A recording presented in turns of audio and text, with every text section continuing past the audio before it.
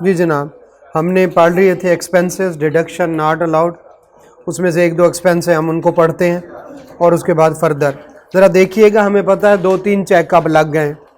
ज़रा देखिएगा कि वो कहता है जो है सी और एम ऊपर, जो अगर इनको हम इकट्ठा कर लें तो इम्प्लाई सैलरी पेड, एक सैलरी है मिस्टर ए को पे की है, मिस्टर बी को और मिस्टर सी को। ए को पे की गई है 60,000, 32,000 से ज़्यादा कैश में पे कर सकते हैं। मोड ऑफ पेमेंट उसने क्या कर दिया, कैश। टैक्स डिडक्ट है, ठीक है, टैक्स कटा हुआ है, लेकिन फिर भी एज ए डिडक्शन अलाउड नहीं है। वजह क्या है, 32,000 से ज़्यादा थी और क्या कर दी, कैश में पेमेंट कर दी। आगे चलते हैं। मिस्टर बी को कितनी दी है, 70,000, चेक के थ्रू दी है, अच्छी बात है, ठीक है, लेकिन क्या नहीं है, टैक्स जो है वो डिडक्ट नहीं किया। 50,000 से ऊपर होती है तो आपको पता है टैक्स डिडक्ट करना पड़ता है, या टैक्स डिडक्ट करना बनता था, टैक्स डिडक्ट नहीं किया, तो क्या डिडक्शन अलाउड है, नो। अब ये पहले वाला जो है कैश की वजह से नहीं अलाउड, टैक्स कटा हुआ था, और दूसरे पे क्या है जो है पे तो बैंकिंग चैनल के थ्रू किया, लेकिन क्या नहीं काटा, टैक्स नहीं काटा, तो दोनों सूरत में। एक और है मिस्टर सी, 80,000 है पर मंथ, चेक के थ्रू पे किया है, टैक्स भी काटा है, तो इस सूरत में डिडक्शन अलाउड है। क्लियर हो गया, चलें यहाँ तक हमें क्लियर हो गया। एन में वो कहता है कि any expenditure paid of A capital nature, तो कैपिटल नेचर का जो भी बिजनेस होता है उस पर डिडक्शन अलाउड नहीं होती, बल्कि उससे क्या होती है, कोई अमाउंटाइजेशन या क्या होती है, डेप्रिसिएशन, ठीक है। तो कहता है डेप्रिसिएशन और अमाउंटाइजेशन अलाउड होगी, और जो है डिडक्शन आपको जो है वो अलाउड नहीं होगी।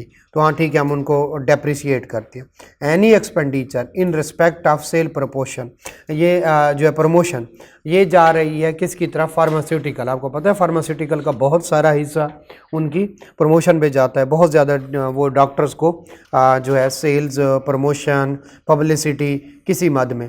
तो एडवर्टीजमेंट एंड पब्लिसिटी जो है एक्सीडिंग 10% ऑफ टर्नओवर, टर्नओवर से ऊपर बढ़ी तो वो फिर हम क्या पढ़ रहे हैं, डिडक्शन अलाउड या नॉट अलाउड, नॉट अलाउड। तो फिर कोई भी खर्चा किसके, सेल प्रपोर्शन का, किसका, फार्मास्यूटिकल मैन्युफैक्चरर। तो फार्मास्यूटिकल जो मैन्युफैक्चरर हैं, जो दवाइयाँ बनाते हैं, बाकी सबको अलाउड है जितनी भी प्रमोशन हो, लेकिन ये किससे ऊपर नहीं जा सकते, अपने टर्नओवर यानी सेल का 10% से ज़्यादा नहीं जा सकते। क्लियर हो गया।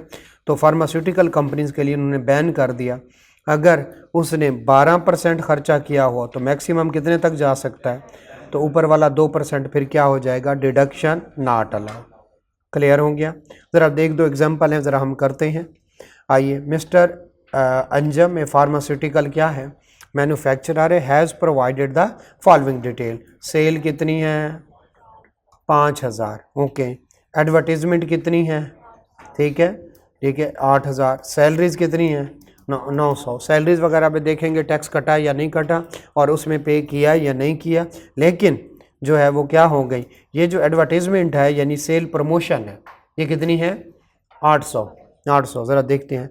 Calculate the income for 2020। पहला वी स्टार्ट फ्राम सेल और वी स्टार्ट फ्राम प्रॉफिट, कहीं पे पढ़ा था, ठीक है। सबसे पहले तो मुझे ये बताएं कि इसमें किसका रोला होगा, इसका तो नहीं बताया टैक्स काटा या नहीं काटा, तो हम यही समझेंगे कि टैक्स विदहेल्ड हुआ है। मसला कहाँ पे है, फार्मास्यूटिकल मैन्युफैक्चरर है और क्या कर रहा है, सेल प्रपोर्शन या एडवर्टीजमेंट कर रहा है, तो फिर क्या होगा, इसका क्या लेंगे, 10%, कितना बन जाएगा, कितना बन जाएगा, 500। उसने कितना कर दिया हुआ है, 800। कौन से वाला खर्चा अलाउड नहीं है, 300। क्लियर हो गया। अब हम दो तरीके हैं, एक तो 5,000 लें, उसमें से 800 की बजाय कितना माइनस करें, अजीब बात कह दी मैंने कि मैक्सिमम अप टू कितने तक अलाउड है, ठीक है। तो उसमें से कितना, 500 लेस करें, और क्या लेस करें, 900 लेस करें, तो कितना प्रॉफिट हो जाएगा, 3600। दूसरा तरीकाकार क्या है, 3300 ले लें और नॉट अलाउड खर्चा कितना है, 300, वो क्या कर दें, ऐड कर दें। नहीं समझ आई, वहाँ से जाके करें। ज़रा देखते हैं, कोई मसला ही नहीं है, दोबारा कर लेते हैं, ज़रा आइएगा। मैंने कहा जो बिजनेस है वो दो तरह से कर सकता है, सेल को लें और सही वाले खर्चे लेस करें, प्रॉफिट को लें और गलत वाले खर्चे ऐड कर दें। ये पढ़ा था कहीं हम, तो फिर मुर्दा गाय की तरह क्यों बैठे हो? जवाब दो कि हाँ भाई पढ़ा था, हाँ ना। यार खेल ही था, खेल को खेल ले, पाकिस्तान हार गया तो क्या हुआ? ठीक है, पहले हम बड़ा आलमी सतह पे झंडे गाड़ रहे हैं, एक और बेइज्जती हमारे नाम हुई है, दैट्स इट, क्या भूल जाए? ठीक, हाँ ठीक है, तो जो है वो आगे चले, ठीक है, आगे चले, ठीक है, डेट बन जाए, ठीक है, डेट बन। अच्छा, सीए के स्टूडेंट हैं और फेल होने से डरते। अच्छा, आपको पता है 99% स्टूडेंट फेल होते हैं सीए में, कहीं ना कहीं किसी ना किसी लेवल पे। कुछ अनदेख हैं, ये वो डिटोल भी तो 99.99%। अच्छा ठीक है, तो एक उसमें भी बच जाता है, ये वो 0.001%। ठीक है, 100 में से 9 डॉक्टर जो है वो कोलगेट को रिकमेंड नहीं करते, पता नहीं 10 में से 9, 10 में से 9, हाँ, वो एक जो होता है ये वो जरासीम होता है, ना किसी से मरता है ना किसी से, तो बाकी आप बाकियों में से है। ठीक है, तो कोई मसला नहीं। ठीक है, सीए वाले फेल होते रहते, कैफ में नहीं, फाइनल की बात का। अच्छा, कैफ में फेल होना, सर ने कहा था होते रहते, मैं तो होता रहता। अच्छा चल, सेल जो है कितनी है? 5000। ये बताएं कितना खर्चा होना चाहिए था? 800 या 500? 500, तो फिर 500 लेस करो ना, और 900 सैलरी लेस करी तो कितना बन गया? 3600। होगा क्या? जो है वो होगा लोअर ऑफ कितना, वो सुना था ना कोई, लोअर ऑफ 10% या एक्चुअल 10%। कितना बनता है? 500, और एक्चुअल कितना है? 800, तो अलाउड कितना होगा? 500। गलती से कितना ज़्यादा लिख दिया? 300। क्लियर हो गया? नहीं जी ज़रा आइएगा, अगर हमने सेल ली है तो हमने उससे सही वाले एक्सपेंसेस लेस करने हैं, तो सेल में से क्या लेस करें? 500, और 900 तो लेस होना है, तो कितना आएगा? 3600। या फिर क्या ले लें? गलत वाला एक्सपेंस ले लें। कौन से वाला? 3300, और उसमें से 800 लेस हुआ है, कितना होना चाहिए था? तो 300 इसमें क्या कर दें? ऐड कर दें, तो फिर भी ये कितना बन जाएगा? 3600। करने की कोशिश करें, इसको करने की कोशिश, दोनों की प्रैक्टिस करें। हो जाएगा या करा दूं उधर वाइट बोर्ड पे जा? चले, हो जाए, शो कर चले। Any expenditure on account of utility bills in excess of prescribed limit. बस इसका इतना सा याद कर लें, इसके बारे में कोई ना इंफॉर्मेशन है ना कुछ है, बस इसका इतना याद कर लें कि यूटिलिटी बिल्स भी बाज़ दफ़ा क्या हो जाते हैं, बाज़ दफ़ा डिसअलाउड हो जाते हैं अगर वो किससे बढ़ जाए? प्रेस्क्राइब लिमिट से। यही वाली बात ऊपर लिखी गई थी, ज़रा ऊपर चलते हैं। आपने कोई एंटरटेनमेंट नाम की कोई चीज़ पढ़ी? उसके साथ भी यही लिखा हुआ था, कहाँ पे है? ठीक है, हाँ ज़रा ये देखिए, एन एंटरटेनमेंट एक्सपेंडिचर जो है वो जो लिमिट से बढ़ गई, जो प्रेस्क्राइब, लेकिन उसके साथ उसके क्या आ गए थे? रूल्स आ गए थे, तो हमें उनके बारे में बेहतर पता चल गया। लेकिन जब हम इलेक्ट्रिसिटी पे जाते हैं तो उसके बारे में ऐसे कोई रूल्स मौजूद नहीं है, तो हम भी उसको फिर ऐसे याद कर लेंगे कि कौन से वाला? यूटिलिटी बिल्स और एज में बी प्रेस्क्राइब्ड। क्लियर हो गया? प्रेस्क्राइब लिमिट से बढ़ जाएगा, अगर वो कह दे कि प्रेस्क्राइब लिमिट से बढ़ गया है तो आप उसको डिडक्शन नॉट अलाउड कर दें, अदरवाइज क्या कर दें? अलाउड कर दें। क्लियर है जी? कोई लिमिट नहीं बताई, कुछ भी नहीं बताया, उसके बारे में कोई रूल्स नहीं है, ये कम से कम हमारे सिलेबस में नहीं। क्लियर हो गया? तो उसने नहीं बताया तो हम कुछ नहीं कर सकते, बस। ठीक है, हमें जब भी यूटिलिटी बिल्स देगा हम उसको डिडक्शन अलाउड कर लेंगे, लेस कर लेंगे। लेकिन अगर वो कहेगा प्रेस्क्राइब लिमिट से बढ़ गए हैं तो फिर हम उसको क्या करेंगे? नहीं करेंगे। बस इतना सा काफ़ी है। ठीक है, ओके। लें जी, एक इंडस्ट्रियल अंडरटेकिंग है, ज़रा देखिएगा, उसका एक्सपेंडिचर, ठीक है, वो क्या हो जाएगा? डिडक्शन अलाउड या नॉट अलाउड? डिडक्शन अलाउड या नॉट अलाउड? क्या पढ़ रहे हैं हम? Deduction not allowed. तो खर्चा किसका? एक्सपेंस किसका? इंडस्ट्रियल अंडरटेकिंग का। वजह क्या बनी?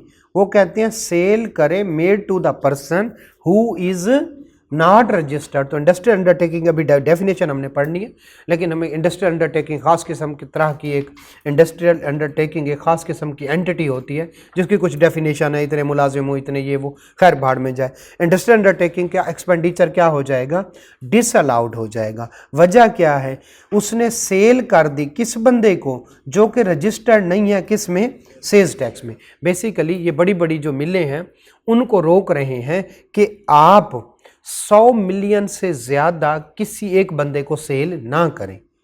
यानी 100 मिलियन थोड़ी बहुत सेल होती है, ठीक है। जरा देखिएगा, मैं आपको बताऊं, ये इंडस्ट्री है, ये एक बंदे को सेल करती है 10 मिलियन की, वो कहते हैं कोई मसला नहीं। दूसरा बंदा आया है, ये इंडस्ट्री है, इसका नाम है इंडस्ट्रियल अंडरटेकिंग, ठीक है। ये बी को सेल करते हैं कितने की, 30 मिलियन की, वो कहते हैं खैर है। इसने इस बंदे को सेल कर दी 130 मिलियन की और पूछा भाईजान सेल्स टैक्स में रजिस्टर्ड हो, वो कहते हैं नहीं। तो ये उससे कहेगा तुम्हें शर्म नहीं आती, ठीक है, इतनी ज्यादा परचेज कर रहे हो तो अल्टीमेटली सेल ही करोगे ना। से एक शुगर मिल की जो है वो शुगर मिल है और एक बंदा उससे 130 मिलियन की चीनी ले रहा है, यकीनन चाय बनाने के लिए ली होगी, मेहमान आ गए होंगे, नहीं क्या, शादी होगी तो क्या क्या जो हलवाइयों की तरफ शादी हो गई है कि भाई सारे जो है वो स्वीट शॉप वाले हैं, वो भाई 130 मिलियन की 100 मिलियन से ज्यादा तो यकीनन बेचने के लिए ली होगी। लेकिन मुसीबत क्या है, सेल्स टैक्स में रजिस्ट्रेशन नहीं करवा रहा है, सेल्स टैक्स में रजिस्ट्रेशन नहीं करवा रहा। तो ये बंदा इसको कहेगा भाईजान मैं आपको सेल नहीं कर सकता वरना मेरे एक्सपेंसेस डिसअलाउड हो जाएंगे। जी बेटा, नहीं ये कहते हैं, मैं आपको बताता हूँ, हम पढ़ रहे हैं इनकम टैक्स या सेल्स टैक्स, इनकम टैक्स। तो हम क्या पढ़ रहे हैं, इस बंदे को कहते हैं उन बंदों को सेल करो जो सेल्स टैक्स में रजिस्टर्ड हो। ये कहते हैं भाईजान कारोबार ठप करके बैठ जाओ, वो कहते हैं नहीं, 100 मिलियन से नीचे नीचे कर सकते हो, चाहे कोई बंदा सेल्स टैक्स में रजिस्टर्ड हो या ना हो। अब बंदा सेल्स टैक्स में रजिस्टर्ड कब होता है, जब वो सेल कर रहा होता है। चलो बंदा अपने पर्सनल पूरे साल का, पूरे टब्बर, पूरे खानदान, हमसायों का, मोहल्लेदारों का भी चीनी ले तो कितने की ले लेगा, समझ रहे हो। इसका मतलब है वो बंदा चीनी ले रहा है ढेर सारी और आगे सेल करने के लिए ले रहा है। तो ये कह रहे हैं हम तो उनको नहीं पकड़ सकते, आप पकड़ो। वो कहते हैं मैं कैसे पकड़ूं, तुमने 100 मिलियन से ज्यादा किसी को चीनी सेल नहीं करनी। ये चीनी वाला बंदा कौन है, इंडस्ट्रियल अंडरटेकिंग, समझ रहे हैं। तो ये इसको सेल करेगा खैर है, इसको सेल करेगा खैर है, इसको सेल करेगा खैर नहीं है। तो फिर गवर्नमेंट के पास क्या ऑप्शन है, वो इसके क्या कर देंगे, वो इसके एक्सपेंसेस क्या कर देंगे, डिसअलाउ कर देंगे। टोटल सेल उसमें से जितना इससे रिलेटेड होगा उससे एक्सपेंसेस क्या हो जाएंगे, वापस। गवर्नमेंट चाहती है इंडस्ट्रियल अंडरटेकिंग से जो परचेज कर रहे हैं बड़ी बड़ी, वो सेल्स टैक्स में रजिस्टर्ड हो, क्योंकि वो भी आगे क्या कर रहे होंगे, सेल कर रहे होंगे।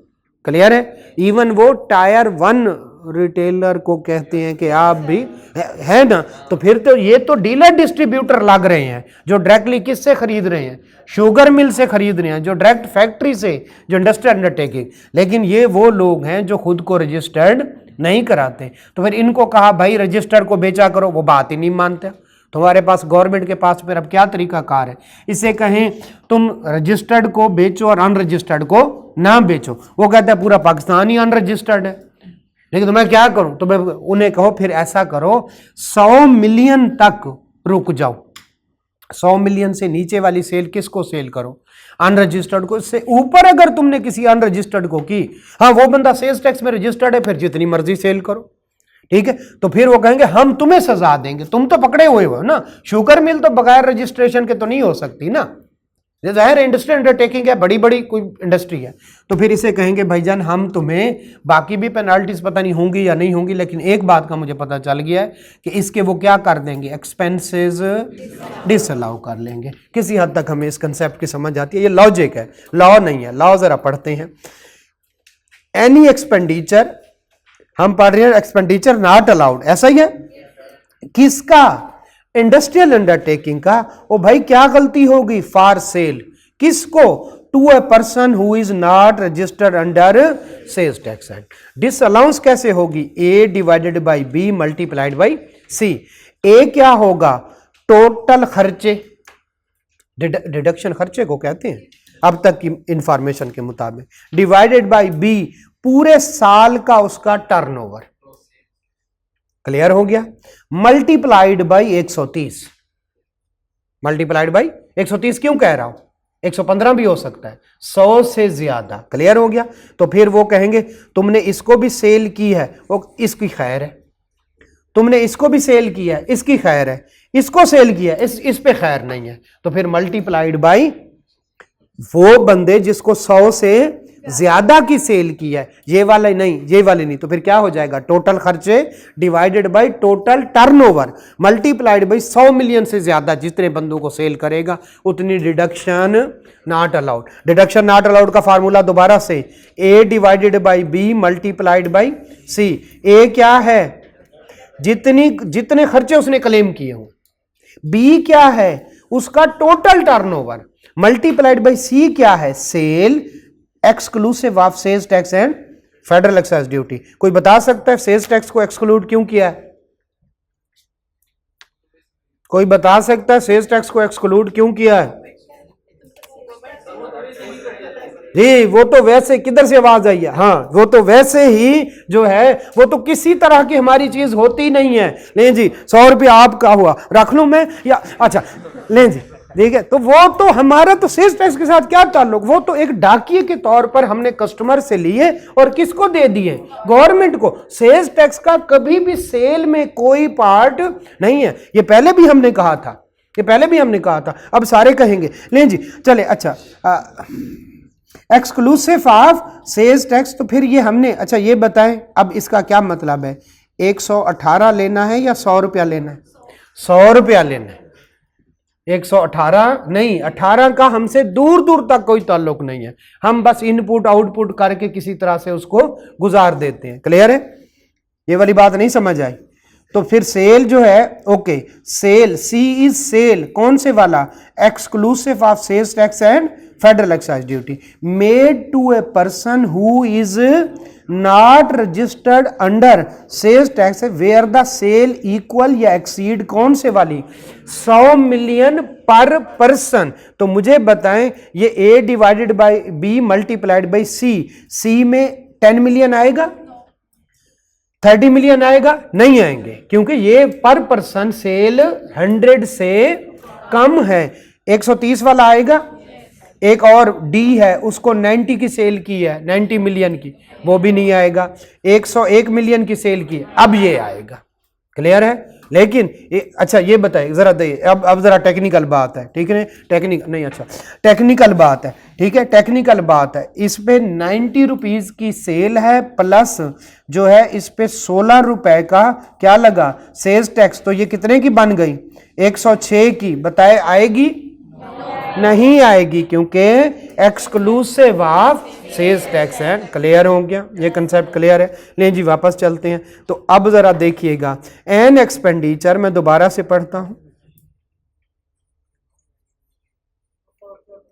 जी बेटा। एंड एक्सपेंडिचर, खर्चे अलाउड डिसअलाउड हो जाएंगे। बेचारे से क्या गलती हुई? कौन था? अंडरटेकिंग था, इंडस्ट्रियल अंडरटेकिंग। हुआ क्या? उसने सेल की, वो भी खैर सेल ही करते हैं सारे, लेकिन नहीं, उसने उस पर्सन को की जो सेल्स टैक्स में रजिस्टर्ड नहीं था। ठीक है? फार्मूला क्या होगा? A divided by B multiplied by C. A क्या है? डिडक्शन, जितने भी खर्चे क्लेम कर रहा है। बी क्या है? जितना भी उसका क्या है? Total revenue. सी क्या है? सेल्स। और इस सेल में क्या शामिल नहीं होगा? सेल्स टैक्स और federal excise duty made to a person who is not registered where as sale equal, क्या सबका जो है वो सी में शामिल होगा? नहीं, 100 के इक्वल हो, इसका मतलब है 100 मिलियन से कम अगर वो किसी अनरजिस्टर्ड को सेल करता है तो फिर कोई मसला नहीं है। क्लियर हो गया? लेकिन ये मैक्सिमम जो डिसअलाउंस है वो कितने तक जा सकती है? 10% ऑफ टोटल डिडक्शन। क्लियर है? इस फार्मूले से जरा देखिएगा इसका क्या मतलब है। इस फार्मूले से जो है वो जो डिडक्शन बनती है वो बनती है 12 लाख। कितनी बेटा? 12 लाख। और 10% सेल का सॉरी डिडक्शन का ले तो वो क्या बनती है? 10 लाख। कितनी बनती है? 10 लाख। तो फिर ये 12 लाख डिसअलाउड नहीं होगा, बल्कि मैक्सिमम कितने तक जाना है? 10% तक। कितने तक जाना है? 10% तक। चलें आप जी जरा फार्मूला के मुताबिक देखते हैं। a divided by B multiplied by C. A क्या है? ए क्या है? जितनी खर्चे उसने क्लेम किए। क्लियर है? बी क्या है? पूरे साल की सेल। ठीक है? मल्टीप्लाइड बाई सी क्या है? वो पर पर्सन सेल जो हर बंदे को उसने की होगी, लेकिन वो किससे? 10 मिलियन से ज्यादा हो और जिस या बराबर हो, या जिसको की है सेल वो साथ में सेल्स टैक्स में रजिस्टर्ड ना हो। क्लियर हो गया? तो उसको कह रहे हैं भाई रजिस्टर्ड को सेल करो। अच्छा ज्यादा सेल तो कम से कम रजिस्टर्ड को करो ना। वो कहता है ज्यादा सेल क्या है? 100 मिलियन। अब 100 मिलियन से ज्यादा सेल अगर अनरजिस्टर्ड को कर दी फिर ये जुर्माना लगेगा। ठीक है? फिर जुर्माना निकालेंगे, उसको कंपैरिजन किसके साथ करेंगे? 10% टोटल एक्सपेंस का। हमने कहीं 20% पढ़ा था, उससे कॉस्ट के केस में, रॉ मटेरियल के केस में पढ़ा था ना, उस टाइप से मिलती जुलती चीज है। ये नहीं होगा सारे एक्सपेंसिव उस बेचारे की उस साइड पे चले जाए। ओके, बोर्ड में exempt person from this class कर भी सकता है। जरा आइएगा, जरा आपकी प्रैक्टिस करवाते हैं इस क्वेश्चन की। Mister X has provided the following data related to his business. जरा आइए नीचे। सेल कितनी की है उसने? 480 मिलियन टोटल की है। टोटल सेल 110 मिलियन किसको की है? मिस्टर ए को, और वो क्या है? अनरजिस्टर्ड। और 10 मिलियन किसको की है? मिस्टर बी को, वो भी क्या है? अनरजिस्टर्ड। कौन से वाला हमारे पत्ते का बंदा है? मिस्टर ए, क्योंकि 100 मिलियन से ज्यादा है, इसकी खैर है। ठीक है? अब नीचे है जरा, एक्सपेंसेस कितने हैं? 320। कोई बता सकता है ए क्या होगा? 320। बी क्या होगा? कितना? 480 रजिस्टर्ड को, 110 अनरजिस्टर्ड को, और साथ में 10 मिलियन फिर अनरजिस्टर्ड को। तो सेल टोटल कितनी? 480 प्लस 110 प्लस। क्लियर हो गया? तो 320 डिवाइडेड बाई कितनी? 600 मल्टीप्लाइड बाई सी 110। क्लियर हो गया? तो इतने खर्चे डिसअलाउड हो जाएंगे, लेकिन खर्चों का क्या लेंगे? 10%। 32 से ज्यादा ना हो। अगर डिसअलाउंस 32 से कम है तो ठीक है, डिसअलाउंस अगर 36 आ जाती है तो फिर क्या है? ठीक है, तो फिर हम क्या करेंगे? इसका 10% कर लेते हैं। यार क्यों इतना परेशान हो जाते हो? ठीक है, हो जाएगा। चलें जरा देखते हैं। तो फिर उसने क्या किया हुआ? ठीक है, 320, ठीक है, 600 और ये कितना? 59 बनता है। 10% कितना बनता है? 32। बताएं बढ़ गया या कम है? बढ़ गया। डिसअलाउंस बढ़ गई तो हमने कितने तक रहना है? अपनी औकात तक रहना है। कितने तक? 10% तक डिसअलाउंस हो सकती है। क्लियर है? तो उस अब जो क्या होगा? अब कितना है जो है सेल कितनी है? 600। डिसअलाउंस कितनी हो जाएगी? ठीक है, 320 की बजाय क्या 320 पूरे की पूरी डिडक्शन अलाउड कर दें? नहीं, बल्कि अब 32 की डिडक्शन कम हो जाएगी। तो अब क्या हुआ? पहले 280 प्रॉफिट था, अब कितना है? 312। करवा दूं व्हाइट बोर्ड पे? हो जाएगा? हाँ या ना? डलें। ठीक है। और आप इसको वाइस वर्सा भी शुरू कर लें। 2,80,000 और कितना खर्चा डिसअलाउड हो गया? 280 प्लस कितना? 32 का खर्चा। 280 और कितना डिसअलाउ हुआ है? 32 का। तो 32 ऐड कर दें, तो फिर भी कितना हो जाएगा? 312। दोनों तरह से करते हैं, पता नहीं, मेरे ख्याल में अभी बताया था आपको। सेल लेके सही वाले खर्चे लेस कर लें, या गलत वाला कौन से वाला प्रॉफिट लेके उसमें गलत वाला जो है एक्सपेंसेस ऐड कर लें, हो जाएगा। लेकिन घर जाके करेंगे तो होगा, ये ऐसे नहीं है कंसेप्ट। आखिरी बात FBR वाले कहते हैं हमारे साथ ना इंटीग्रेशन करो। वो कौन से वाली है? पॉइंट ऑफ सेल मशीन को, उसको इंटीग्रेट करो, उसको पता नहीं जो है वो कुछ 2-3 और भी अजीब अजीब से नाम लिखे हुए थे, ठीक है, वो कॉन्फ़िगर करें और पता नहीं क्या क्या करें, ठीक है। तो वहाँ पे क्या था, टैक्स क्रेडिट में पढ़ा था कहीं, तो क्या मिलेगा, टैक्स क्रेडिट मिलेगा ना, कितना कॉस्ट ऑफ मशीन या 1.5 लाख में, ठीक है। लेकिन अगर नहीं करेंगे तो 8% तक आपके एक्सपेंसेस डिसअलाउ हो सकते हैं। करेंगे तो इनाम मिलेगा, नहीं करेंगे तो ठीक है, सजा भी तो मिलनी है। ले जी सजा है, एक्सपेंडिचर अप टू कितने %, 8% claimed by the person who fails to integrate the business with FBR through approved physical electronic device and software. ये कौन से वाली है, ये है पॉइंट ऑफ सेल मशीन, ठीक है। पॉइंट ऑफ सेल मशीन लगाएं, टैक्स क्रेडिट मिलेगा, और अगर नहीं लगाएंगे तो फिर क्या मिलेगा, फिर ये जुर्माना है।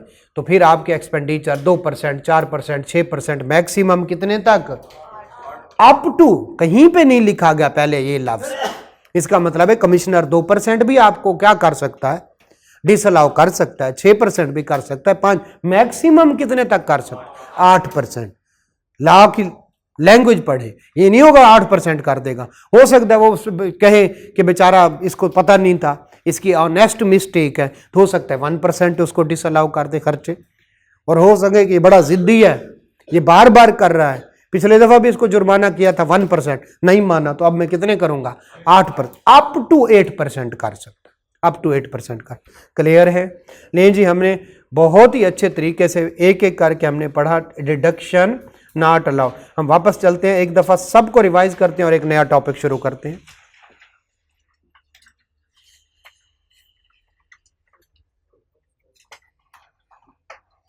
डिडक्शन नॉट अलाउड, ठीक है। हर तरह का खर्चा टैक्स, सेस, रेट पे डिडक्शन अलाउड है सवाए इनकम टैक्स के, और सेल्स टैक्स अगर रिकवरेबल ना हो वो भी एज ए डिडक्शन अलाउड है। यहां तक ओके है। चले जरा देखते हैं फिर क्या कहता है। अगर आपका टैक्स विद हेल्ड हो जाए, उसको टैक्स ऑलरेडी पेड में क्लेम करें, उसको डिडक्शन के तौर पर ना लें, और जिन जिन पे टैक्स विद हेल्ड करना था आपने नहीं किया, वो पूरे के पूरे खर्चे डिसअलाउड हो जाए। क्लियर है? हाँ, आपने रॉ मटेरियल वगैरह परचेज किया तो उसमें तो मैक्सिमम टैक्स ना विद हेल्ड करने की सजा मैक्सिमम कितने तक हो सकती, 20%। क्लियर है? ओके। और ठीक है, और टैक्स अगर अथॉरिटीज रिकवर कर ले तो ऐसा समझेगा आपने पे कर लिया या उसने पे कर लिया। आगे चलते हैं।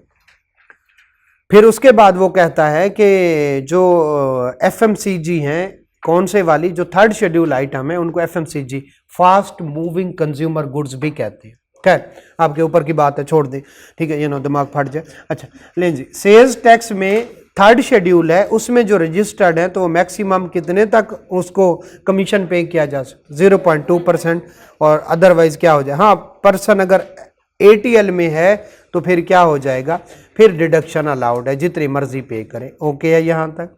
फिर कहता है एक खास हद तक रहे इंटरटेनमेंट, खाओ पियो और हद से ना बढ़ो, कुरान पाक भी कहता है।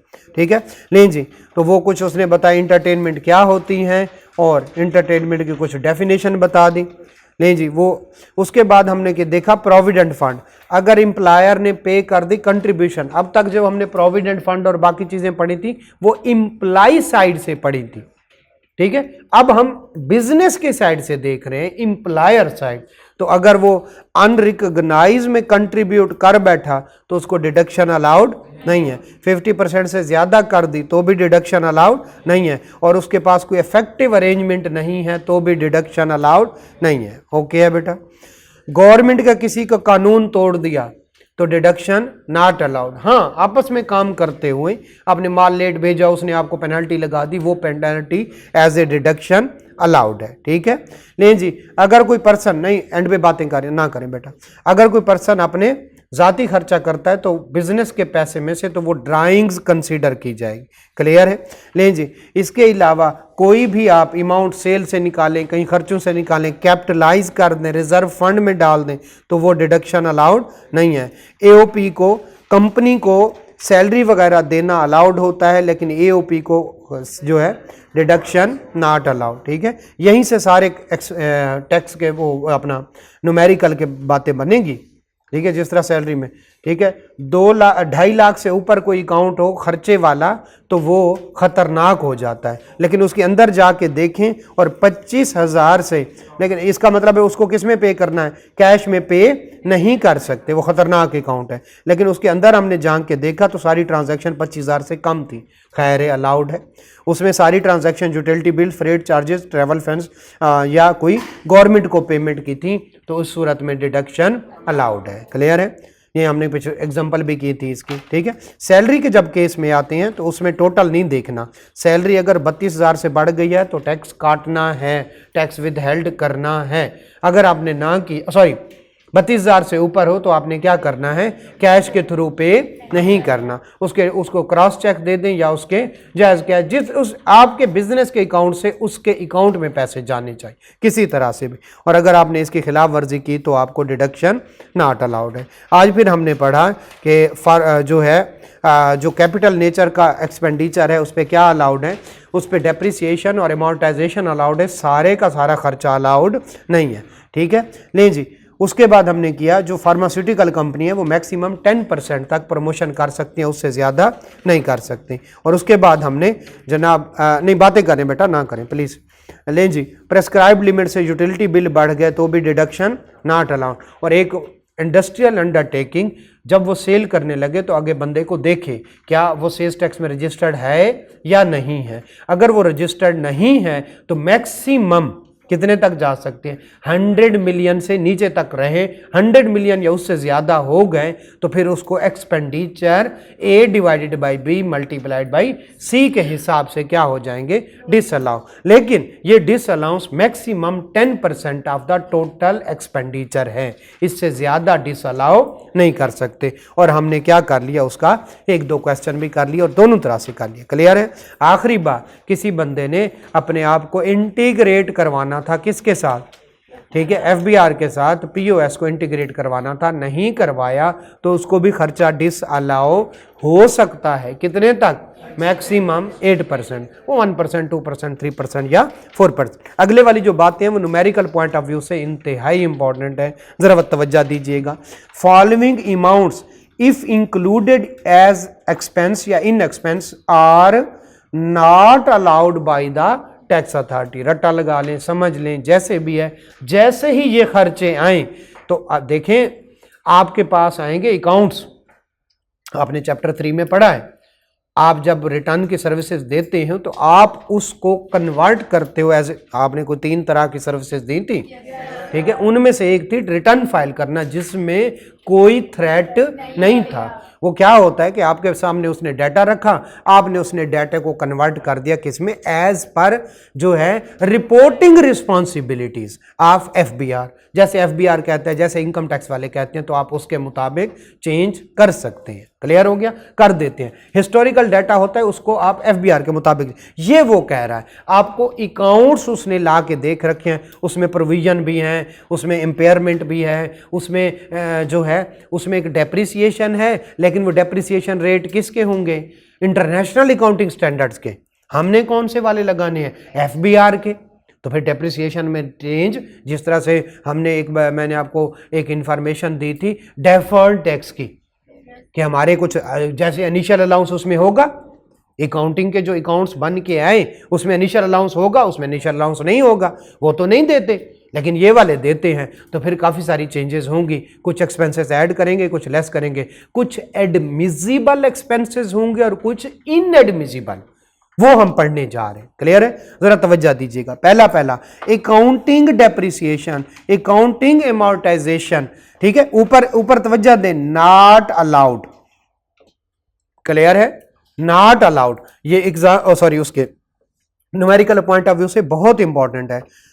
और accounting loss on sale of asset, और कौन से वाला, इम्पेयरमेंट या रिवैल्यूएशन लॉस, ये सारे नॉट अलाउड है। तो फिर कौन सा अलाउड होगा, टैक्स डेप्रिसिएशन, कौन से वाला, टैक्स अमोर्टाइजेशन, ठीक है। और ये कौन से वाला, accounting loss, tax loss allowed होगा। अकाउंटिंग के और होंगे, अकाउंटिंग के और होंगे, टैक्स के और होंगे। इसी तरह से इम्पेयरमेंट और रिवैल्यूएशन अलाउड नहीं है। तो फिर कौन से अलाउड, सॉरी कौन से वाला, एक डेप्रिसिएशन की बहन होती है, कौन से वाला, इनिशियल अलाउंस, वो अलाउड है। क्लियर है। तो यहां पे ये वाले अलाउड नहीं है। खर्चे कौन से वाले अलाउड हैं, जो टैक्स वाले हैं वो अलाउड होंगे। तो इनको हम, अगर ये अलाउड नहीं है, कोई बंदा ये बता सकता है इनका फिर क्या करना है। अगर मैं प्रॉफिट बिफोर टैक्स से शुरू करूं या प्रॉफिट से शुरू करूं, तो ये जो खर्चा नॉट अलाउड है, ये सही वाला है या गलत वाला, गलत वाला, इसको मैं क्या कर, इसको ऐड कर दूंगा। ठीक है। और जो है अगर मैं सेल से शुरू हूं तो मैं इसको इग्नोर कर दूंगा, इसके बगैर जो खर्चे होंगे वो लूंगा। क्लियर है। चले हम जरा करेंगे और ज्यादा बेहतर पता। पहला पॉइंट समझ आ गया, ठीक है, ये वाली बात समझ आती है, बनती है। Security deposit paid by lessee to lessor, security deposit होता है, ये एडवांस कुछ पकड़ लो। अब हमारे यहां बताएं लीज, ऑपरेटिंग और फाइनेंस दोनों होती है। हम हमारे यहां से मुराद है टैक्स, सिर्फ ऑपरेटिंग लीज। अगर आपने कुछ सिक्योरिटी डिपॉजिट दिया है तो कल को वापस ले लेंगे, वो तो एसेट है। बताएं security deposit paid by lessee, lessee ये लस्सी नहीं है, लेसी, लेसी टू लेसर। ये बताएं ये बंदे ने सिक्योरिटी डिपॉजिट दिया तो इसको ये करंट एसेट कहीं पे लिखा होगा, कहीं पे रिसीवेबल लिखा होगा। Is it an expense? Accountant बता के बता दे, अल्लाह को हाजिर नाजिर जान के बताएं अकाउंटेंट है आप, तो ये क्या एक्सपेंस है? फिर भी एक्सपेंस नहीं है। और हम तो सिर्फ लेते ही ऑपरेटिंग लीज है, जिसमें जितना रेंट पे कर रहे हैं सारे का सारा एक्सपेंस आउट होता चाह, तो ये खर्चा अलाउड नहीं है। ठीक है, ये इसकी भी सेंस बनती है। Security deposit to utility companies, हमने बिजली का मीटर लगवाया, बिजली को, और उनको क्या दे दिया, डिपॉजिट। भाई वो हमारा एसेट है। क्या सिक्योरिटी जो डिपॉजिट, सॉरी जो सिक्योरिटी डिपॉजिट करवाते हैं, कोई वो बड़े वाला कनेक्शन कौन सा होता है, 3 kV नहीं, पता नहीं उसको कहते, 3 फेज मीटर, और फैक्ट्री के लिए बड़े मीटर लगवाने पड़ते हैं, ट्रांसफार्मर, तो उसके लिए वो कुछ हमसे क्या लेते हैं, सिक्योरिटी डिपॉजिट। क्या वो बिल में एडजस्ट होता है? नहीं, वो तो नहीं होता। तो फिर ये क्या बताएं, एक्सपेंस है? नहीं, ये दोनों एक्सपेंस नहीं है। सिक्योरिटी डिपॉजिट हमारा एसेट होता है, वो एक्सपेंस हो ही नहीं सकता। तो लिहाजा इसको अगर कहीं पे आए तो उसको क्या कर लेना। क्लियर है? 3 पॉइंट क्लियर है। आगे चलते हैं। लें जी, साथ साथ लिखते हैं। ये आपका न्यूमेरिकल हो रहा है, मैं पहले बता रहा हूं, ठीक है। Charity paid under section 61, clear हो गया। चैरिटी का क्रेडिट मिलता है या डिडक्शन मिलती है? क्रेडिट मिलता है भाई, तो ये डिडक्शन नॉट अलाउड। क्लियर है। और 61 वही वाला जो है वो ज़कात एंड उशर ऑर्डिनेंस और चैरिटी, और वो कहाँ था मेरे ख्याल, ये सेक्शन 61 से 63 तक पढ़ा नहीं हमने? हाँ, पढ़ा है, ठीक है, हमें तो ठीक है, सेक्शन भी हमें याद आ गया। चैरिटी एंड ज़कात paid to poor families and beggars. तो आप खुद बताएं ये डिडक्शन मिल, एक तो इस पर डिडक्शन नहीं मिलती, क्या मिलता है?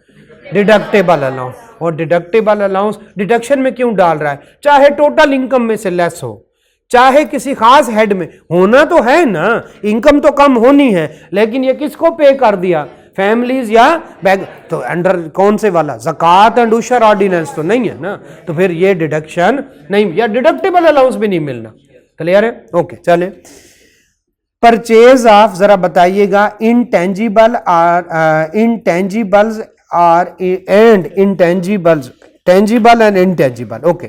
However, initial allowance and tax depreciation in respect of tangible and tax amortization in जो है intangible क्या है, allowed है। क्लियर है? तो सीधी बात है, कैपिटल है दोनों, टेंजिबल और इनटेंजिबल। तो कैपिटल क्या आपको सारे का सारा एक्सपेंस आउट कर दे? नहीं, तो क्या मिलनी है, डेप्रिसिएशन और एमोर्टाइजेशन। क्लियर है? हाँ ठीक है, ये भी कंसेप्ट अच्छा है। प्री कमेंसमेंट एक्सपेंडिचर, कौन से वाले?